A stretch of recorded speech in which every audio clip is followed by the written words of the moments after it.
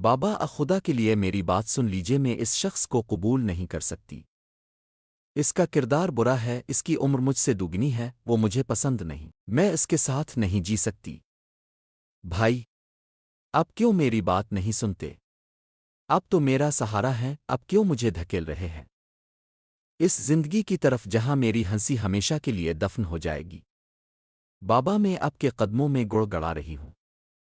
یہ رشتہ میرے لیے زہر ہے، یہ میری زندگی کو برباد کر دے گا۔ اس ویڈیو کا مقصد صرف یہ ہے کہ اپنی بیٹی بہن کا رشتے کسی مطلب لالچ عوض کی بنیاد پر اس کی مرضی کے بنا نہ کریں۔ کسی نے کیا خوب فرمایا ہے، دنیا میں دو کام بہت ہی مشکل ہے، ایک اس کے ساتھ رہنا جس سے محبت نہ ہو، اور دوسرا اس کے بغیر رہنا جس سے محبت ہو۔ ہمارے معاشروں میں ایک عام مگر انتہائی تکلیف دہ رویہ پایا جاتا ہے، بیٹیوں اور بہنوں کو ان کی مرضی کے بغیر رشتوں میں جکڑ دینا۔ یہ جکڑن کبھی رشتے داری بچانے کے نام پر، کبھی مال و دولت کے لالچ پر، اور کبھی سماجی دباؤ اور روایت کے بوجھ تلے دی جاتی ہے۔ ایک باپ اپنی عزت بچانے کے لیے اپنی بیٹی کو ایسے شخص کے حوالے کر دیتا ہے جو اس کے لیے کسی قید سے کم نہیں۔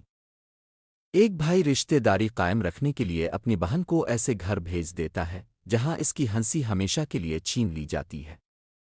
ایک ماں اپنے خاندان کی خوشنودی کے لیے اپنی بیٹی کو ایسے شخص کے نکاح میں دے دیتی ہے جس کے کردار پر سوالیہ نشان ہوتا ہے۔ اور کبھی ایک چچا عطایا اپنی بھتیجی کو زمین وراثت کے جگروہے میں قربان کر دیتا ہے۔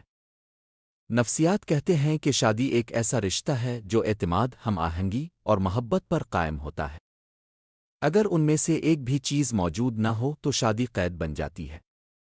ڈاکٹر کارل راجرس، جو ماہر نفسیات تھے، کہتے ہیں انسان کی سب سے بڑی ضرورت یہ ہے کہ اسے قبول کیا جائے جیسے وہ ہے، جیسے وہ محسوس کرتا ہے، جیسے وہ سوچتا ہے۔ جب ایک لڑکی کو اس کی مرضی کے خلاف رشتے میں جکڑ دیا جاتا ہے تو اس کے اندر یہ بنیادی ضرورت ٹوٹ جاتی ہے۔ وہ خود کو غیر اہم، غیر محفوظ اور بے بس سمجھنے لگتی ہے۔ یہ احساس اس کے ذہن کو دیمک کی طرح کھاتا ہے اور وہ زندہ ہو کر بھی خود کو مردہ سمجھنے لگتی ہے۔ ذرا تصور کیجئے، ایک بیٹی اپنے والد کو دیکھتی ہے اور چاہتی ہے کہ وہ اس کا سہارا بنے، مگر جب وہی والد اپنی بیٹی کے خوابوں کو نظر انداز کر کے اسے ایک ناپسندیدہ رشتے میں دھکیل دیتے ہیں تو اس کا دل ٹوٹ کر بکھر جاتا ہے۔ وہ لڑکی سوچتی ہے، کیا میری مرضی کی کوئی وقت نہیں؟ کیا میری خوشی دوسروں کے مقابلے میں اتنی کم ہے؟ کیا میں صرف ایک بوجھ ہوں جسے کسی بھی قیمت پر اتار دینا ضروری ہے؟ یہ سوالات اس کی روح کو زخمی کرتے ہیں۔ وہ کھانا کھاتی ہے مگر ذائقہ محسوس نہیں ہوتا۔ وہ بات کرتی ہے مگر دل کے اندر خاموشی چھائی رہتی ہے۔ وہ زندہ رہتی ہے مگر ہر وقت اندر مر رہی ہوتی ہے۔ اسلام میں نکاح ایک عظیم عبادت ہے، مگر یہ عبادت خوش دلی اور رضامندی کے بغیر مکمل نہیں ہوتی۔ فرمایا، کنواری عورت کا نکاح اس کی اجازت کے بغیر نہ کیا جائے۔ یہ فرمان اس بات کی دلیل ہے کہ اسلام عورت کی مرضی کو سب سے زیادہ اہمیت دیتا ہے۔ لیکن افسوس، ہم نے اپنی روایات اور اپنی خواہشات کو دین سے زیادہ اہمیت دینا شروع کر دی ہے۔ ہم نے اپنی بیٹیوں کی رضا کو پس پشت ڈال دیا۔ ہمارے معاشرے میں ایسے بے شمار واقعات ہیں جہاں ایک معصوم لڑکی کو وراثت کے مسئلے، خاندان کے دباؤ اور کسی مالی مفاد کی خاطر قربان کر دیا جاتا ہے۔ کسی جگہ بیٹی کو اس لیے زبردستی بیاہ کیا جاتا ہے تاکہ چچا اماموں کے ساتھ رشتہ قائم رہے۔ کسی جگہ بہن کو زبردستی شادی پر مجبور کیا جاتا ہے تاکہ بھائی کی تجارت محفوظ رہے۔ کسی جگہ ایک عمر رسیدہ مرد کو صرف اس لیے بیوی بنا کر دیا جاتا ہے تاکہ زمین اور جائیداد تقسیم نہ ہو۔ یہ سب لمحے انسانیت پر بدنما داغ ہیں۔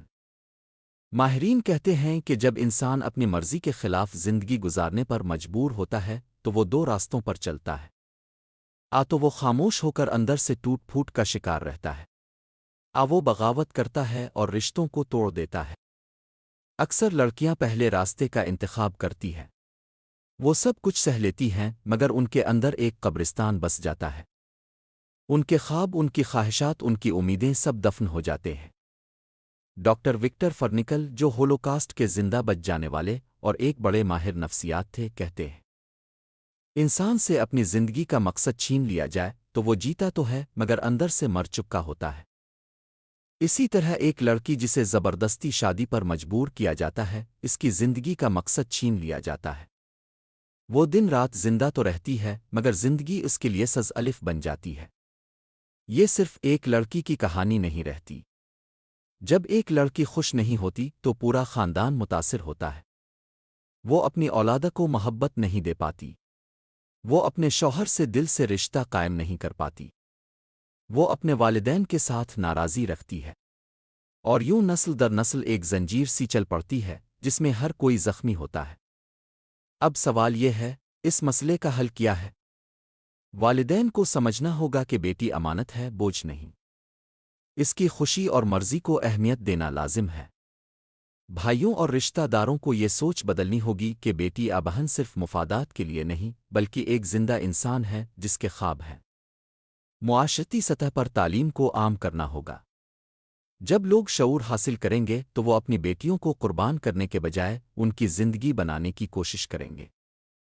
اسلامی تعلیمات پر عمل کرنا ہوگا۔ دین نے صاف کہا ہے کہ نکاح عورت کی رضا کے بغیر جائز نہیں۔ اگر آپ اپنی بیٹی کو کسی ایسے شخص کے حوالے کریں جسے وہ پسند نہیں کرتی تو کیا آپ رات کو سکون سے سو سکیں گے؟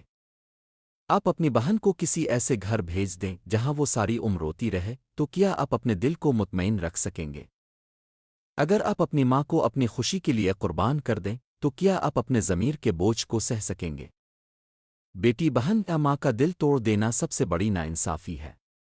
یاد رکھے، اللہ تعالیٰ کے نزدیک سب سے بڑی امانت یہی رشتے ہیں، اور ان کے ساتھ خیانت کرنے والے کبھی کامیاب نہیں ہوتے۔